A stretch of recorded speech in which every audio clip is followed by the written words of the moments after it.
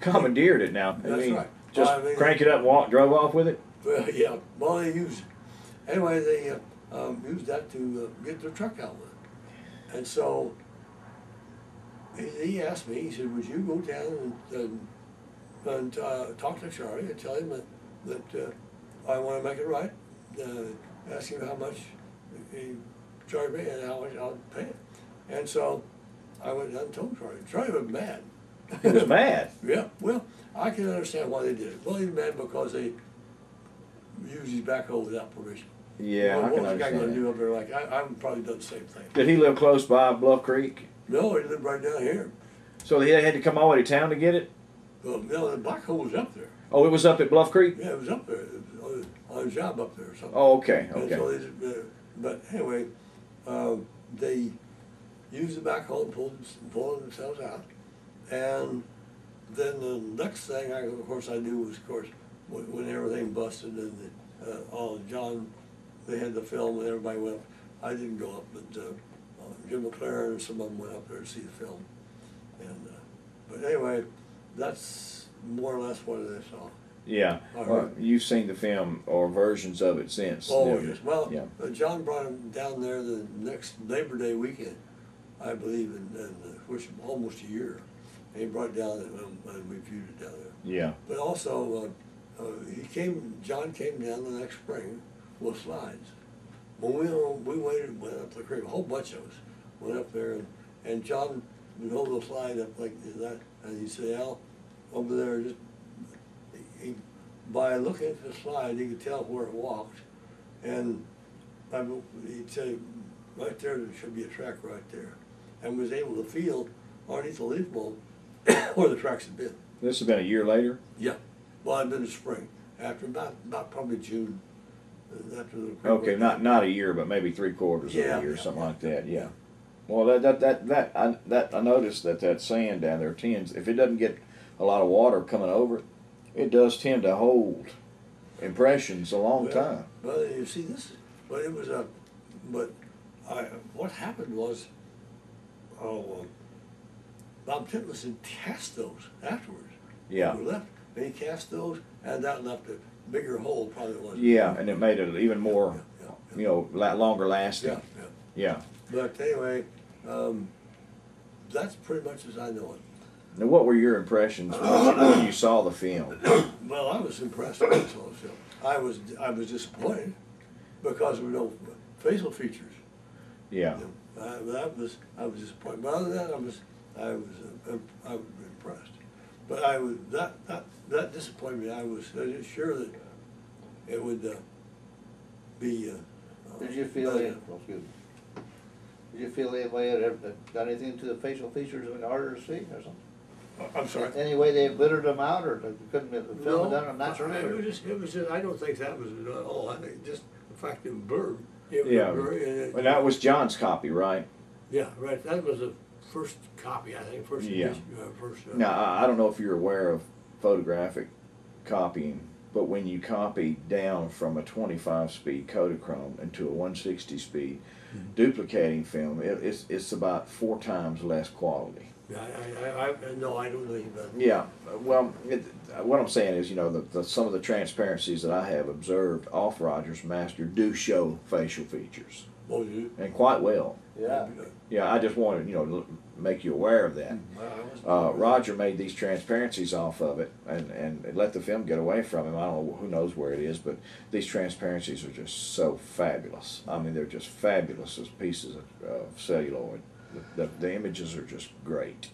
Well, I know some people feel they were stolen. I know that. Some people what? Feel they were stolen. Yeah, I understand that Mrs. Patterson was probably taken advantage of after Roger died, and these people had borrowed it or something like that, and they wouldn't return it. I don't know. I think it's probably what I don't know. That kind of thing happens. Unfortunately, and this is what I say about Roger, and as good a fellow as he was, that he was not a professional filmmaker. No. He was good, but a professional filmmaker would have documented every minute Well, and nothing would be left unanswered or questioned or whatever, like it has been with him for the past 40 years. You know. well, you see, this is what I think about this book. Here, this guy that wrote this book is a detective by trade. He's a professional. That's right. Yeah. There's not many of us who are detectives out there looking at this thing. Right. And that makes a lot of difference. Oh, it sure does. Now, what's the name of that book? I want to just say it. The Hoopah Project. Now, I'm definitely going to get a copy of that. Yeah, it's we've sold a lot of them already. Yeah. Well, you know, professional people, and my point is, unprofessional people do and say unprofessional things. Sure. Well, sure. And you know, I tell people you can't expect too much from Roger Patterson or Bob Gimlin. They weren't on anybody's payroll. No. They went down there on their own, and they took a piece of film that will go down in history, and they don't have they no more. They don't have to. They're not obliged to answer all questions. And number two, they may not remember everything that occurred in exact, because they didn't take the little log notes and write every minute down like a clerk would do if he were with a professional company of persons. You know. And that's where this guy is.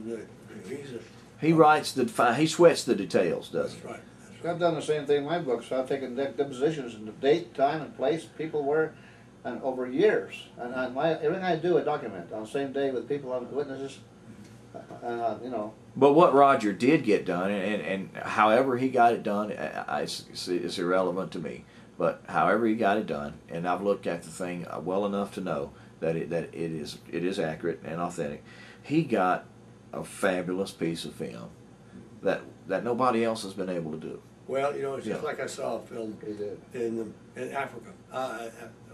Maybe you saw it too. It was on TV, where these guys was on a safari out there, and they were more safari. They were out there on singing through the park and see all these things. And this guy, first time he ever had a camera, movie camera, and he got pictures of what they said a wildlife photographer would spend his whole life to get. Oh, I remember that. He got pictures of a group of lions trying to take down a baby, a Cape buffalo. Yep.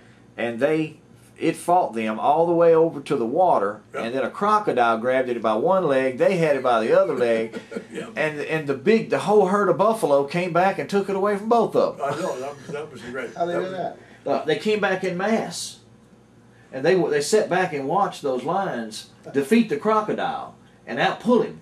And when he broke free of the crocodile, they rushed him, yep. and took him back from the lions, and the darn little thing lived.